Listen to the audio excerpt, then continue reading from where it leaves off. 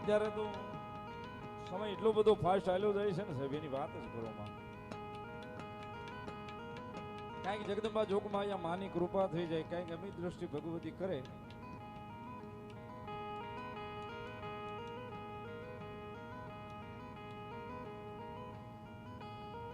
ધૂળમાં આળોટતા હોય ત્યાંથી મારી જોગમાયા હારા સિંહાસને બેહાડે. ધૂળમાં આળોટતા હોય ત્યાંથી મારી જોગમાયા લઈ અને આપણી ઉપર દયા આવે, આપણી ઉપર કૃપા આવે, આપણી ઉપર એને અમી દ્રષ્ટિ થાય તો આપણને સિંહાસને બેહાડે.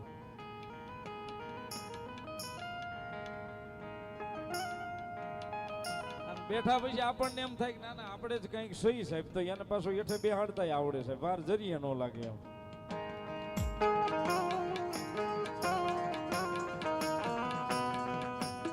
પણ સાહેબ ધર્મની ખમા મળે, ભગવતી જોગમાં અહીંયા માની ખમા મળે તો બહુ વેમમાં ન જીવવું સાહેબ, પણ એની કૃપામાં મજા લઈ લેવી. એટલા માટે